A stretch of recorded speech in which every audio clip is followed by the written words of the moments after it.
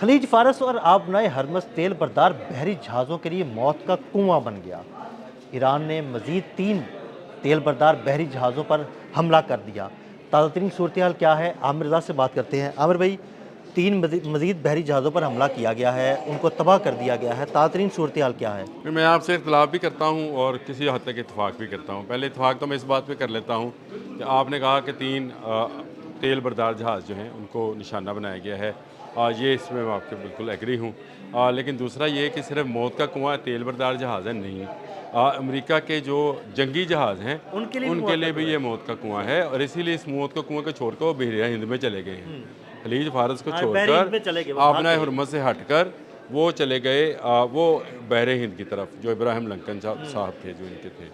اور آج مجھے پتہ نہیں کیوں خیال آ رہا تھا کہ جس نے مکہ پہ حملہ کیا تھا ابراہا نام تھا اس کا، ہاں جی بالکل، اور یہ بھی ابراہام بھی ابراہا ہے، بالکل بالکل، اور اسی ہاتھی کو اسی طرح سے سجیل مزائل جو ہے اور جو قرآن کی ہے۔ اب مجھے پتہ نہیں کیوں یہ خیال آتا ہے کہ یہ شاید قدرت کی کوئی مدد ہے جو ایران کے ساتھ ہے، اور آج کھلی اڑائی ہے انٹرنیشنل میڈیا نے۔ میں صبح سے دیکھ رہا تھا کیا بی بی سی، کیا رائٹرز، کیا یہودی اخبارات، اور کیا آر ٹی یعنی رشین جو ٹی وی ہے اس کے، وہ کہتے ہیں کہ اگر آبنائے ہرمز پہ ڈونلڈ ٹرمپ تم نے قبضہ کر لیا ہے تو پھر آج تیل $100 پہ کیوں گیا ہے؟ بالکل ایسے ہی۔ اگر آبنائے ہرمز پہ تیرا قبضہ ہے تو پھر 3 جہازوں پہ لگی آگ سے دھواں کیوں اٹھ رہا ہے؟ یہ سوالات ہیں، یہ ویڈیوز ہیں، یعنی ایک ویڈیو نہیں ہے۔ اگر آپ اس کو نیٹ پہ سرچ کرنے جائیں تو بے شمار ویڈیوز، تصاویر، ٹویٹس، ہاں جی، فیس بک بھرا پڑا ہے کہ پوری دنیا کا ایران میڈیا نے، جو ہے نا وہ سوالات اٹھا رہا ہے۔ دیکھیں انہوں نے نا 2-3 کشتیوں کو نشانہ بنایا، وہ پتہ نہیں فیک تھیں، ان میں ہوا بھری تھی، کیا مجھے تھا۔ لگتا ہے ان میں ہوائی بھری ہوگی، وہ فیک ہی تھی، جس طرح انہوں نے وہ جہازوں کا پینٹ کیا ہوا تھا نا، ان کشتیوں میں بھی ہوا بھر کے سمندر میں اچھا، چھوڑا ہوگا۔ مجھے لگتا ہے چلو جی انہوں نے اصلی والے کو نشانہ بنایا، لیکن آپ یہ بتائیں کہ آپ نے کیا آبنائے ہرمز پہ قبضہ کر لیا؟ نہیں بالکل، آپ کہہ رہے ہیں کہ میں نے 1 کوئی گھنٹے ایک میں، جہاز گزار پائے نہیں۔ ڈونلڈ ٹرمپ نے کہا 1 گھنٹے میں ہم نے صاف کر لی برودی سرنگیں، تو پھر جہاز کیوں نہیں لے کے گئے تھے؟ آپ کو شاید اندازہ نہیں ہے کہ ایرانی فورس جو ہے وہ کس طرح سے کام کر رہی ہے۔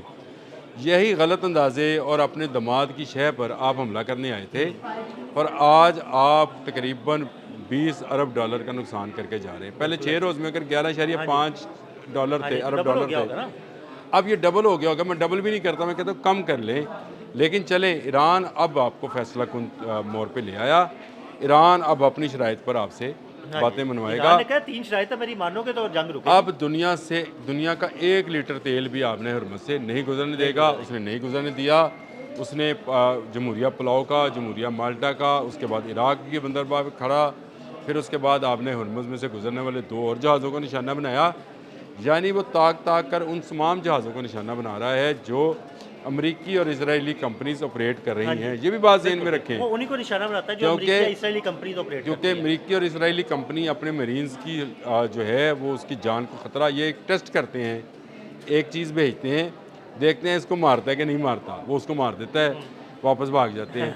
دنیا کے جو باقی ممالک ہیں، جو ہمارے جیسے ممالک ہیں جن کے ویسلز پھنسے ہوئے ہیں واقعی میں، اور جو تیل کی اس وقت کرائسس سے شکار ہیں، وہ بیچارے پریشان ہیں۔ ڈونلڈ ٹرمپ چاہے جتنی مرضی تسلی دیں، آبنائے ہرمز سے جب تک ایک بھی جہاز محفوظ طریقے سے نہیں گزرتا ہے، اس وقت تک ان کی کسی دھمکی کو یا کسی ان کی خوش فہمی کو یا ان کی کسی بھی نعرے کو جو ہے وہ درست تسلیم نہیں کیا جا سکتا ہے۔ یہ جھوٹ کا پلندہ ہے جو وہ بیان کرتے ہیں۔ اس وقت تک ایران آبنائے ہرمز پر قابض ہے، نہ صرف آبنائے ہرمز پر، بلکہ آپ اگر کہیں کہ خلیج فارس میں اس طرف سے اگر دیکھیں تو رائٹ سائڈ پہ ایران ہے اور لیفٹ پہ تمام خلیجی ممالک ہیں، تو ان کی تمام پورٹس بھی اس وقت ایران کے نشانے پر ہیں، اور عراق پر اس کے پورٹ کے اوپر کھڑے جہاز کو اس نے نشانہ بنا کر بتا دیا کہ تمہاری پورٹس پر جو آپ کی تمام جہاز کھڑے ہیں ان کو کسی وقت بھی نشانہ بنائے۔ دیکھیں آپ اپنا 5th فلیٹ نہیں بچا سکے، ایران نے تباہ کر دیا۔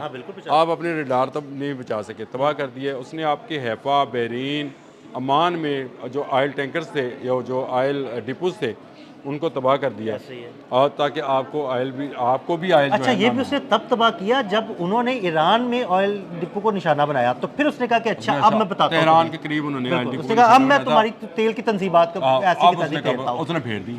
اور آپ نے ایک فالز آپریشن یا فیک آپریشن جو ہے آپ نے رامکو پہ کیا اور اس کو الزام ایران پر لگانا چاہا, اس سے لیکن ایران بچ وہ نکلا. بے نقاب ہو گیا. لیکن جہاں پر وہ حملہ کر رہا ہے وہ کہتا ہے یہ امریکی تنصیبات ہیں, یعنی یہ وہ آئل ڈپوز ہیں جہاں امریکہ کو A1 گریڈ کا آئل جو ہے وہ جہازوں کے لیے دیا جاتا ہے. ان کو میں نہیں چھوڑوں گا کیونکہ اس نے میرے تہران کے قریب آئل ڈپو پر حملہ کیا تھا اور اس کے بعد سے دھواں اٹھ رہا ہے. حالانکہ اس آئل ڈپو کے پر حملے کے بعد جو تہران میں کیا گیا تھا اس کے بعد ٹرمپ نے خاصا ناراضگی کا اظہار کیا تھا اسرائیل سے کہ بھائی تم نے اب ان پہ آئل ڈپو پہ حملہ کر دیا تو یہ بھی ہماری تیل کی تنصیبات پر حملہ کریں گے. ہاں دیکھو یہ تو بات بالکل طے ہے کہ ایران اسی چیز پر حملہ کرے گا جس پر یہ حملہ کریں گے. اور یہ اگر سویلین آبادی کو نشانہ بنائے گا تو ایران جو ہے آپ کی فوجی تنصیبات کو نشانہ بنائے گا. یہ ان کا پہلے دن سے موقف ہے اور اسی لیے وہ تمام فوجی اڈوں پر حملہ کرتے ہیں. اور اس میں اگر آپ کا کوئی سویلین کی جان چلی جاتی ہے, جس طرح سے کل ایک انٹرسیپٹر جو ہے اس نے ایک میزائل کو نشانہ بنایا اور ٹکڑے لگنے سے ایک شخص جو ہے وہ جہاں جاں بحق ہو گیا, وہ ایک الگ معاملہ ہے. متحدہ عرب امارات کی بات کر لیکن رہا ہوں. ایران کی جانب سے سویلین آبادی کو نشانہ نہیں بنایا گیا, وہ صرف امریکن تنصیبات اور امریکی فوجی اڈوں کو جو ہے نشانہ بنا رہا ہے. اس بات کا بیان ثبوت یہ ہے کہ اب ایران جو ہے اب ان کے ہاتھ آنے والا نہیں ہے. وہ اپنی شرائط پر آپ سے صلح کرے گا اور آپ اس کی اجازت سے اب یہاں سے گزر کر اپنے وطن اپنے واپس جا سکتے ہیں یا جہاں سے آئے ہیں وہاں واپس جا سکتے ہیں. اب آپ کا خلیج میں رہنا بھی مشکل ہو جائے گا کیونکہ خلیجی ممالک کے لیے ایک بڑا جو تھا وہ چھتری یہ تھی کہ امریکہ اس کے ساتھ ہے. امریکہ کے جہاز, امریکہ کے انٹرسیپٹرز, امریکہ کے ریڈارز, امریکہ کے سیٹلائٹس, یہ سب خلیجی ممالک کو بچا کر رکھیں گے باشمول اسرائیل کے. لیکن ہوا کیا کہ وہ اسرائیل کو بھی نہیں بچا سکا اور خلیجی ممالک کو بھی نہیں بچا سکا. تو یہ سب ایران کے نشانے پر ہیں اور اس وقت ان پر ترس آتا ہے کہ وہ انہوں نے کس وقت یہ امریکیوں کو اربوں خربوں ڈالرز دیے تاکہ وہ ان کی حفاظت کر سکیں. لیکن حفاظت کرنے میں امریکہ جو ہے بری طرح سے ناکام رہا. اب آبِ ہرمز میں آنے والا ہر جہاز جو ہے وہ نشانہ بنایا جائے گا.